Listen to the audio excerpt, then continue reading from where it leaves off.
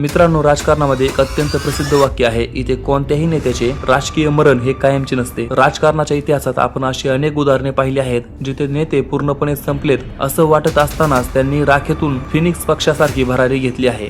आणीबाणीनंतर इंदिरा गांधींचा झालेला दारुण पराभव आणि त्यानंतर त्यांनी केलेले ऐतिहासिक कमबॅक आपण पाहिले।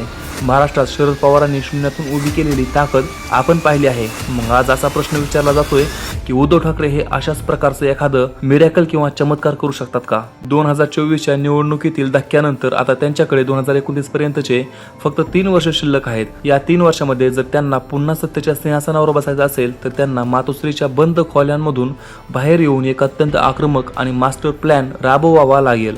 आज आपण उद्धव ठाकरे यांच्या त्याच संभाव्य रणनीतीचे, त्यांच्या कमबॅकच्या ब्ल्यूप्रिंटचे अत्यंत सविस्तर आणि अभ्यासू विश्लेषण करणार आहोत। हा व्हिडिओ तुमच्या विचारांची दिशा बदलून टाकेल, त्यामुळे एकही सेकंद व्हिडिओ स्किप करू नका, व्हिडिओ पूर्ण बघा। मित्रांनो, जर उद्धव ठाकरे यांना 2029 मध्ये पुन्हा एकदा मुख्यमंत्री पदाची शपथ घ्यायची असेल तर त्यांना जुन्या चुकांमधून बोध घेऊन एक पूर्णपणे नवीन आणि अत्यंत आक्रमक राजकीय रणनीती आखावी लागेल। सर्वात पहिली आणि महत्त्वाची गोष्ट म्हणजे त्यांना आणि आदित्य ठाकरे यांना आता सलग आणि सातत्याने जनतेच्या मध्ये रस्त्यावर उतरावं लागेल। केवळ एसी रूम मध्ये बसून पत्रकार परिषदा घेण्यापेक्षा शेतकऱ्यांच्या बांधावर, बेरोजगारांच्या आंदोलनात आणि सर्वसामान्यांच्या प्रश्नांसाठी थेट रस्त्यावर उतरून संघर्ष करावा लागेल। सत्तेत असलेल्या महायुतीच्या सरकारबद्दल जनतेच्या मनात येणाऱ्या काळात जी कोणती नाराजी निर्माण होईल त्या नाराजीचा आवाज बनण्याचे काम उद्धव ठाकरे यांना करावे लागेल।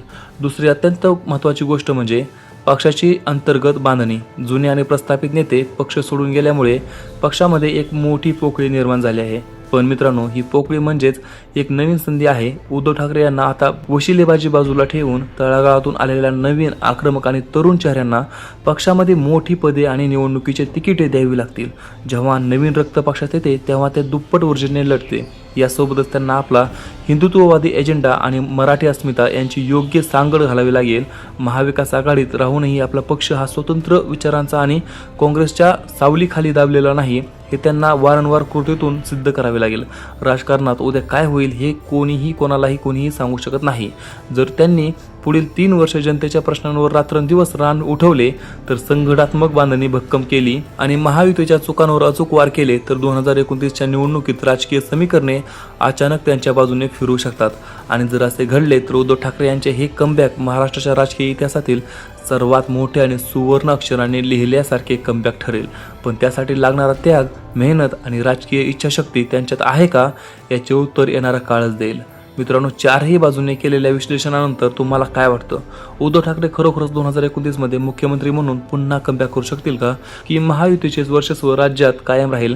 तुमचे अत्यंत महत्त्वाचे आणि सविस्तर विचार मला खाली कमेंट करून नक्की सांगा। मी तुमच्या प्रश्नाची उत्तरे, कमेंटची उत्तरे नक्की देईल। आणि व्हिडिओ आवडला असेल तर आपल्या चॅनलला सबस्क्राईब करायला विसरू नका। आपण भेटूया पुढच्या व्हिडिओमध्ये, तोपर्यंत जय हिंद, जय महाराष्ट्र।